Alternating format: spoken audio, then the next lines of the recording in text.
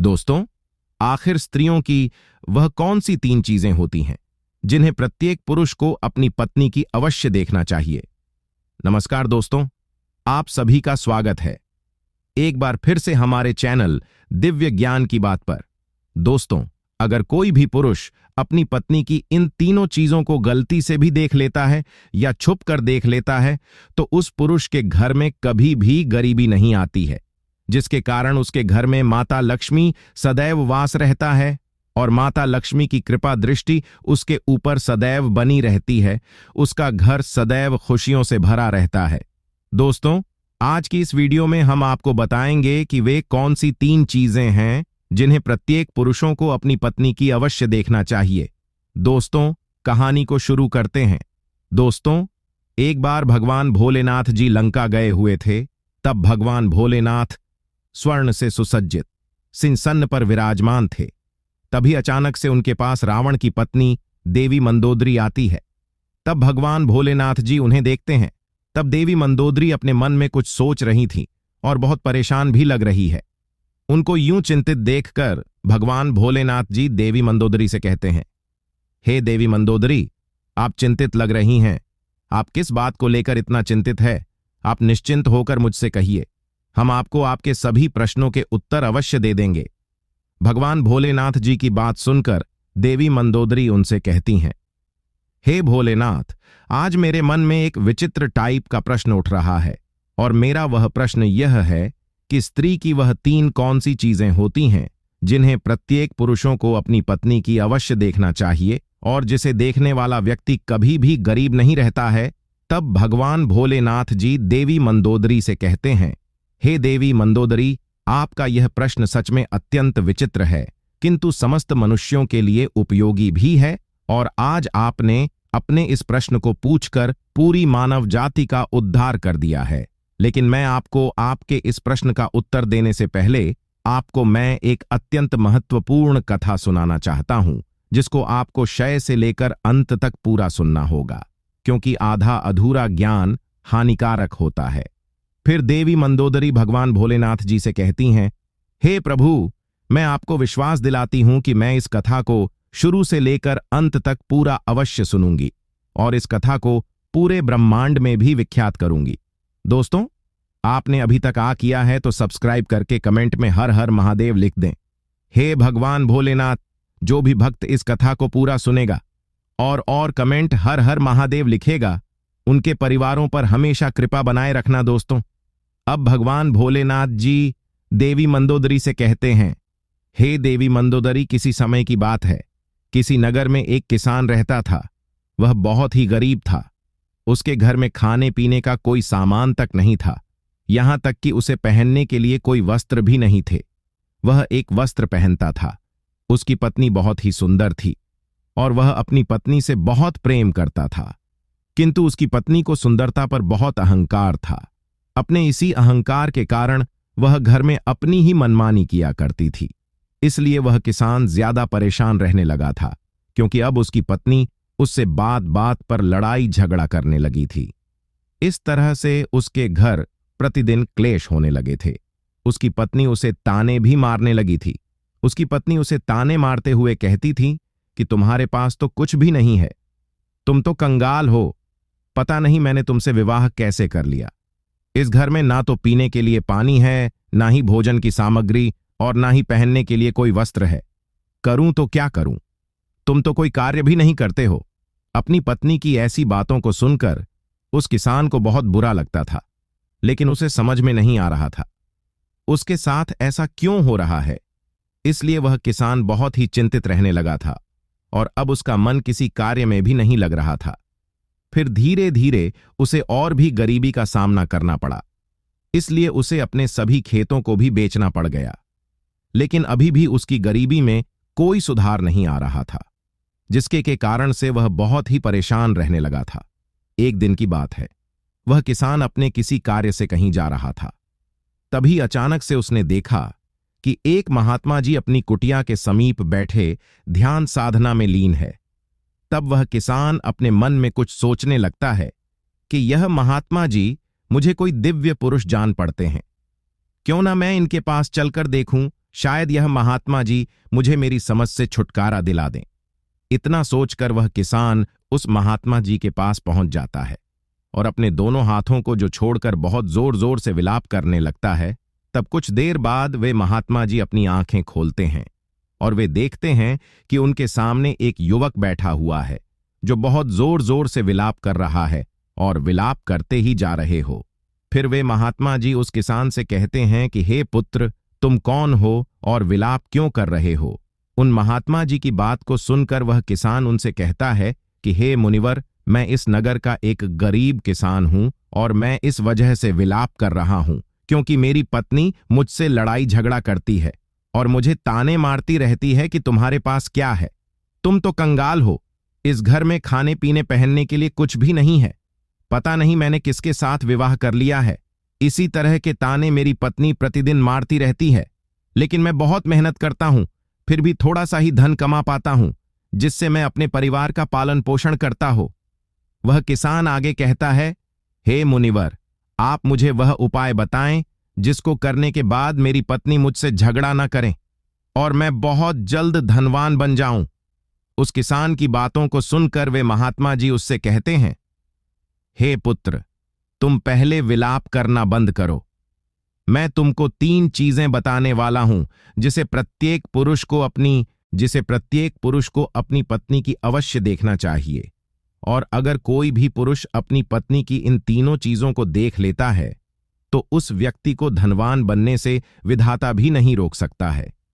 उन महात्मा जी की बात सुनकर वह किसान उनसे कहता है कि हे मुनिवर, आप देर ना करते हुए उन तीनों चीजों को बता दीजिए जिन्हें प्रत्येक पुरुषों को अपनी पत्नी की देखनी चाहिए। मैं उन तीनों चीज के बारे में जानने के लिए बहुत उत्सुक हो रहा हो। तब वे महात्मा जी उसकी से कहते हैं, हे पुत्र, इतनी उत्सुकता ठीक नहीं है, मनुष्य को हमेशा धैर्यवान होना चाहिए। तो चलो, मैं अब तुमको वे तीनों चीजें बता देता हूं जिन्हें प्रत्येक पुरुषों को अपनी पत्नी की उन तीनों चीजों को अवश्य देखना चाहिए, लेकिन मैं तुमको उन तीनों चीजों के बारे में एक अत्यंत महत्वपूर्ण कथा के द्वारा बताने वाला हूं। इसलिए तुमको मुझसे एक वादा करना होगा कि जब मैं इस कथा को सुनाऊंगा तब तक तुम्हें इस कथा को सुनना होगा। उन महात्मा जी की बात सुनकर वह किसान उनसे कहता है, हे मुनिवर, मैं आपको विश्वास दिलाता हूं, मैं इस कथा को शुरू से लेकर अंत तक पूरा अवश्य सुनूंगा। दोस्तों, भगवान भोलेनाथ जी देवी मंदोदरी से कहते हैं, हे देवी मंदोदरी। वे महात्मा जी उस किसान से कहते हैं, हे पुत्र, किसी नगर में एक व्यापारी रहता था। वह उस नगर का सबसे बड़ा व्यापारी था। उस व्यापारी और उसकी पत्नी में आपस में बहुत प्रेम था। वे दोनों एक दूसरे से बहुत प्रेम करते थे और उनके घर में कभी भी लड़ाई झगड़ा नहीं होता था। कभी भी किसी को लेकर भी व्यापारी और उसकी पत्नी के बीच में किसी भी प्रकार का कोई क्लैश नहीं होता था। इसलिए उसके घर में सदैव माता लक्ष्मी जी का वास बना रहता था। उसे अपने व्यापार में कई गुना सफलता प्राप्त होती थी। व्यापारी और उसकी पत्नी के बीच में इतना प्रेम था कि उसके आस पड़ोस के लोग उनके इस प्रेम को देखकर ईर्ष्या करने लगे थे, जिसकी वजह से कुछ स्त्रियां तो व्यापारी की पत्नी से बात तक भी नहीं करती थीं। उसकी पत्नी प्रतिदिन संध्या काल के समय एक दीपक अपने घर अवश्य प्रज्वलित करती थी, लेकिन कुछ स्त्रियां उसे ऐसा भी करने से रोकती थीं और कहती थीं कि तुम प्रतिदिन संध्या काल के समय अपने घर में दीपक क्यों प्रज्वलित करते हो? ऐसा करने से तुम्हें क्या लाभ होगा? तुम ऐसा मत किया करो। किंतु वह किसी की बात सुनकर भी सुना कर देती थी और अपनी मनमर्जी किया करती थी। यहां तक वह अपने पति यानी कि उस व्यापारी की भी कोई भी बात नहीं मानती थी। वह अपने अनुसार घर को चलाती थी और वह व्यापारी भी अपनी पत्नी को किसी भी कार्य को करने से मना नहीं करता था, क्योंकि वह व्यापारी बहुत बुद्धिमान था। वह अच्छी तरह से जानता था कि वह अपनी पत्नी को किसी भी कार्य को करने से मना करेगा तो निश्चित है कि उन दोनों में लड़ाई झगड़ा होगा और प्रतिदिन क्लेश होगा, जिसकी वजह से उसका ध्यान अच्छी तरह से व्यापार में नहीं लग पाएगा और व्यापार में हानि होने लगेगी। साथ ही साथ वह व्यापारी अपनी पत्नी को छोड़ना भी नहीं चाहता था, क्योंकि वह अपनी पत्नी से बहुत प्रेम करता था। लेकिन उसकी पत्नी उससे ज्यादा प्रेम नहीं करती थी, बल्कि उस व्यापारी के सामने दिखावा मात्र का प्रेम जताती थी और अपने पति से नाराज भी हो जाती थी, किंतु किसी तरह से वह व्यापार अपनी पत्नी को मना लेता था। इसी तरह से दिन गुजर रहे थे और वह व्यापारी अपनी पत्नी के साथ सुखपूर्वक से जीवन व्यतीत कर रहा था। फिर धीरे धीरे यह बात पूरे नगर में फैल गई और अब उस नगर के सभी लोग उस व्यापारी और उसकी पत्नी के इस प्रेम का उदाहरण दे देने लगे थे। फिर जब यह बात उस नगर के राजा को पता चली कि व्यापारी और उसकी पत्नी एक दूसरे से बहुत प्रेम करते हैं, तब उसने अपने सैनिकों को बुलाया और उनसे कहा कि जाओ, उस व्यापारी और उसकी पत्नी को बड़े आदर सत्कार के साथ राजमहल में ले आओ। हम उनका सम्मान करना चाहते हैं, लेकिन तुम उन्हें कुछ भी मत बताना। दोस्तों, भगवान भोलेनाथ जी देवी मंदोदरी से कहते हैं, हे देवी मंदोदरी, राज्य की आज्ञा पाकर सैनिक उस व्यापारी के घर जाते हैं और उसके घर का दरवाजा खटखटाने लगते हैं।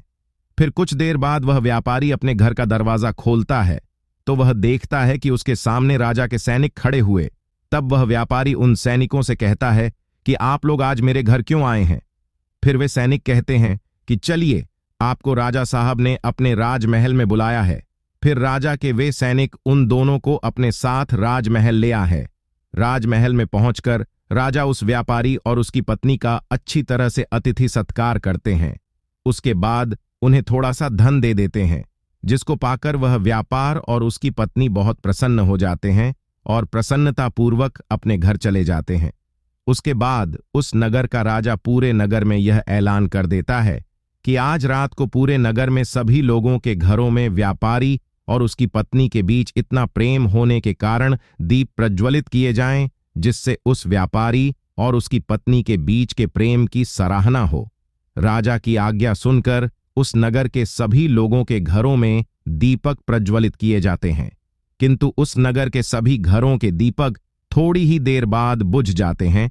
लेकिन उस व्यापारी के घर का दीपक अभी भी जल रहा था और उसका प्रकाश बहुत दूर दूर फैल रहा था। फिर उस नगर के राजा ने अपने मन में सोचा कि क्यों ना अब मैं बाहर चलकर देखता हूं कि किस किस ने अपने घरों में दीपक प्रज्वलित करे हैं और किसका दीपक अभी भी प्रज्वलित हो रहा है। इतना अपने मन में सोचकर वह राजा अपने महल से उसकी तरफ देखने लगता है तो उसे दिखाई देता है कि उस नगर में किसी घर में भी कोई दीपक नहीं चल रहा है, लेकिन उस व्यापारी के घर में जलाया हुआ दीपक अभी भी जल रहा है।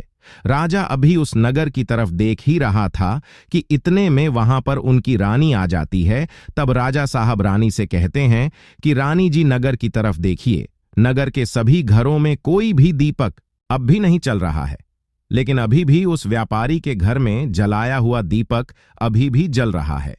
इससे स्पष्ट हो जाता है कि उस व्यापारी और उसकी पत्नी के बीच में कितना ज्यादा प्रेम है, और उन दोनों के आपस में इतना ज्यादा प्रेम होने का कारण वह व्यापारी है, क्योंकि वह बहुत बुद्धिमान है और अपनी सूझबूझ से अपने घर को चलाता है। लेकिन रानी राजा की बात से सहमत नहीं होती है और राजा से कहती हैं, हे महाराज, मैं आपकी बात से सहमत नहीं हूं, मेरे हिसाब से होने का कारण है। दोस्तों, भगवान भोलेनाथ जी देवी मंदोदरी से कहते हैं, हे देवी मंदोदरी, इसी बात को लेकर राजा और रानी में बहुत देर तक बहस होती है और बात लड़ाई तक पहुंच जाती है। फिर राजा और रानी के बीच में तलवा आड़ तक चलने लगती है, जिससे राजा और रानी को कई छोटे भी लग जाती है। तभी अचानक से राजा ने रानी से कहा कि हम दोनों यूं लड़ाई क्यों कर रहे, क्यों ना हम उस व्यापारी और उसकी पत्नी की परीक्षा ले लें, जिससे पूर्ण रूप से स्पष्ट हो जाएगा कि उन दोनों में इतना ज्यादा प्रेम होने का कारण कौन है। राजा की बात रानी भी स्वीकार कर लेती है और कहती है, ठीक है, मैं पहले उस व्यापारी की पत्नी की परीक्षा लेना चाहती हूं। फिर राजा साहब भी कहते हैं, ठीक है रानी जी, आप जैसा चाहे वैसे व्यापारी की परीक्षा ले सकती हैं। फिर रानी कुछ सैनिकों को बुलाती है और उससे कहती है, जाओ उस व्यापारी से कह देना कि अगर वह अपनी पत्नी को मार डालेगा तब मैं उससे विवाह कर लूंगी और राजा साहब को बेबनाकर कारागार में बंद कर दूंगी। राजा के स्थान पर उसको सिंहासन पर विराजमान कर दूंगी। रानी का आदेश पाकर वे सैनिक उस व्यापारी के घर पर पहुंच जाते हैं। शाम होने वाली थी और व्यापारी की पत्नी कहीं गई हुई थी, लेकिन वह व्यापारी घर में ही था, क्योंकि वह थोड़ा सा बीमार पड़ गया था। फिर वे सैनिक उस व्यापारी के घर के पास पहुंच उसके द्वार के दरवाजे को खटखटाने लगते हैं। तब दरवाजे खटखटाने की आवाज सुनकर वह व्यापारी किसी तरह से दरवाजे को खोलता है तो वे सैनिक उस व्यापारी से कहते हैं, सुनिए, रानी साहिबा का आदेश है कि अगर आप अपनी पत्नी को जान से मार डालेंगे तब रानी साहिबा आपसे विवाह कर लेंगी और राजा साहब को बंदी बनाकर कारागार में डाल देंगी। फिर आपको उनके स्थान पर सिंहासन पर विराजमान कर देंगी। इस नगर पर आपका राज्य हो जाएगा। उन सैनिकों की बात सुनकर वह व्यापारी उन सैनिकों से स्पष्ट रूप से कहता है कि जाइए, रानी साहिबा से कह दीजिए कि मैं अपनी पत्नी को किसी भी हाल में खोना नहीं चाहता हूं, क्योंकि मैं अपनी पत्नी से बहुत प्रेम करता हूं और अगर किसी ने मेरी पत्नी को नुकसान पहुंचाने के बारे में सोचा भी तो मुझसे बुरा कोई नहीं होगा। और बात रही रानी साहिबा से विवाह करने की, तो आप रानी साहिबा से कह दीजिएगा कि मैं उनसे किसी भी हाल में विवाह करने के लिए तैयार नहीं हूं, चाहे वे मुझे अपना सिंहासन ही क्यों ना दे दें। मैं अपनी पत्नी का स्थान किसी को नहीं दे सकता हूं। फिर उस व्यापारी की बातों को सुनकर वे सैनिक राजमहल पहुंच जाते हैं और रानी को उस व्यापारी द्वारा बताई गई बातों को बता देते हैं। उसके बाद राजा रानी से कहता है कि देखा ना कि वह व्यापारी कितना समझदार है, और इससे स्पष्ट हो जाता है कि व्यापारी और उसकी पत्नी के बीच में इतना ज्यादा प्रेम होने का कारण वह व्यापारी ही है, क्योंकि वह अपनी पत्नी से बहुत प्रेम करता है। राजा की बात सुनकर रानी राजा से कहती है, आप यह कैसे कह सकते हो? आपने अभी तक उस व्यापारी की पत्नी की परीक्षा तो ली ही नहीं है। फिर राजा कहता है कि ठीक है, मैं आपके मन को संतुष्ट करने के लिए उसकी पत्नी की परीक्षा ले लेता हूं। तब राजा भी कुछ सैनिकों को बुलाता है और उनसे कहता है, जाओ और इस नगर में रहने वाले उस धनवान व्यापारी की पत्नी से कहना कि अगर वह अपने पति को मौत के घाट उतार देगी तो मैं उसको अपनी रानी के रूप में स्वीकार कर लूंगा और उसे सदैव अपनी पटरानी बनाकर रखूंगा। दोस्तों, भगवान भोलेनाथ जी देवी मंदोदरी से कहते हैं, हे देवी मंदोदरी। अब वे महात्मा जी उस किसान से कहते हैं, हे पुत्र, आज्ञा पाकर उसके वे सैनिक उस व्यापारी के घर की तरफ निकल जाते हैं और उसके घर पर पहुंचकर जब वे सैनिक उस व्यापारी के घर जा रहे थे तब वे देखते हैं कि उस व्यापारी की पत्नी पानी लेकर आ रही है। और जब उसकी पत्नी उन सैनिक के पास पहुंच जाती है तब वे सैनिक उस व्यापारी की पत्नी से कहते हैं कि राजा साहब ने आदेश दिया है कि अगर आप अपने पति को मृत्यु के घाट उतार दोगी तब राजा साहब तुमसे विवाह कर लेंगे और तुम्हें रानी बनाकर रखेंगे। राजा के उन सैनिकों की बात सुनकर व्यापारी की पत्नी अपने मन में सोचने लगती है, राजा साहब मुझसे विवाह करने के लिए तैयार हैं, तब तो बहुत अच्छा है, तो मैं अपने पति को मार ही डालती हूं। अपने मन में इतना सोचकर वह उन सैनिकों से कहती है कि ठीक है, मैं अपने पति को मौत के घाट उतारने के लिए बिल्कुल तैयार हूं। तब सैनिक उससे कहते हैं कि लेकिन राजा साहब को पता कैसे चलेगा कि तुमने अपने पति को मौत के घाट उतार दिया है। फिर व्यापारी की पत्नी उन सैनिकों से कहती है, संध्या काल के समय जो दीपक में प्रतिदिन चलाती हूं उसके थोड़ी देर बाद में अपने पति को मौत के घाट उतार दूंगी और राजा साहब को संध्या काल का वह दीपक बुझाकर इशारा दे दूंगी। उस व्यापारी की पत्नी की बात सुनकर राजा के वे सैनिक राजमहल में पहुंच जाते हैं और राजमहल में पहुंचकर राजा से कहते हैं, हे व्यापारी की पत्नी तो अपने पति को जान से मारने के लिए तैयार हो गई है। जब रानी ने यह बात सुनी तो इस बात को सुनकर रानी को स्त्री जाति से घृणा होने लगी। फिर राजा ने रानी से कहा कि यह समय ज्यादा सोचने समझने का नहीं है, हमें उस व्यापारी की जान बचाने के बारे में सोचना चाहिए, क्योंकि उसकी पत्नी बहुत ही निर्दय है। वह निश्चित ही अपने पति को मौत के घाट उतार देगी। आज हमारी वजह से उस व्यापारी के प्राण संकट में है। फिर राजा तुरंत उन सैनिकों से कहता है कि जल्दी से जाओ और उस व्यापारी की पत्नी से कह देना कि वह व्यापारी को ना मारे। राजा का आदेश पाकर वे सैनिक दौड़ते हुए व्यापारी के घर पर पहुंच जाते हैं तो वे देखते हैं कि उस व्यापारी की पत्नी ने अपने पति को दिन में ही मौत के घाट उतार दिया है। तब वे सैनिक व्यापारी की पत्नी को डांटते हुए कहते हैं कि तुमने तो हमसे कहा था कि तुम व्यापारी को शाम को मौत के घाट उतारोगी, लेकिन तुमने व्यापारी को दिन में क्यों मार डाला?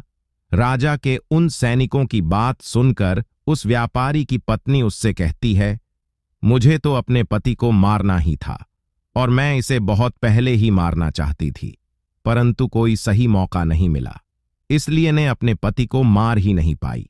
और मैंने सोचा कि दिन में को मौत के घाट उतार देती हूं और दीपक शाम होते ही बुझा दूंगी। तो सैनिकों, मैंने अपने पति को मौत के घाट उतार दिया है कि अब राजा साहब मुझे अपनी रानी बनाएंगे। तब उन सैनिकों ने कहा, यह तो आप चलकर राजा साहब से ही पूछ लीजिए।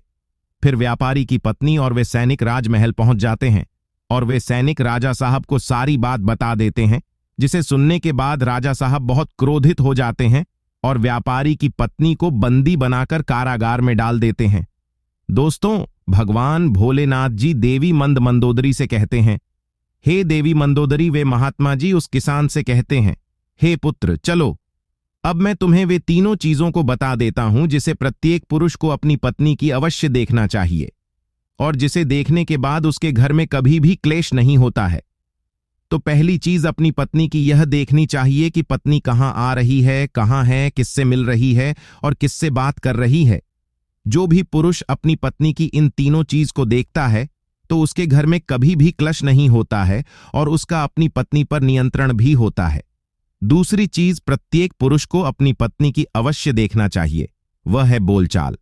प्रत्येक पुरुषों को अपनी पत्नी की बोलचाल की भाषा देखना चाहिए कि उसकी बोलचाल की भाषा कैसी है और अपने पति की बात मानती है कि नहीं, उसकी इज्जत करती है कि नहीं। इस चीज को भी प्रत्येक पुरुषों को अपनी पत्नी की अवश्य देखना चाहिए। तीसरी चीज, प्रत्येक पुरुष को अपनी पत्नी के चाल चलन अवश्य देखना चाहिए। जो भी पुरुष अपनी पत्नी के चाल चलन देखता है और अपनी पत्नी को नियंत्रण में रखता है तो उस घर में कभी भी क्लेश नहीं होते हैं। लेकिन जो स्त्रियां घर को अपनी ही मनमानी पर चलाती हैं और पति की बातों को नहीं मानती हैं, तब उसका भी हाल उस व्यापारी की तरह ही हो जाता है। दोस्तों, भगवान भोलेनाथ जी देवी मंदोदरी से कहते हैं, हे देवी मंदोदरी, अब तो आपको आपके सभी प्रश्नों के उत्तर मिल ही गए होंगे। तब देवी मंदोदरी भगवान भोलेनाथ जी से कहती हैं, हे प्रभु, आज आपने मुझे बहुत ही महत्वपूर्ण ज्ञान दिया है। मैं आपको विश्वास दिलाता हूं कि मैं इस ज्ञान का विस्तार समस्त ब्रह्मांड ने अवश्य विख्यात करूंगी। दोस्तों, आपको यह कथा कैसी लगी मुझे कमेंट करके अवश्य बताइएगा।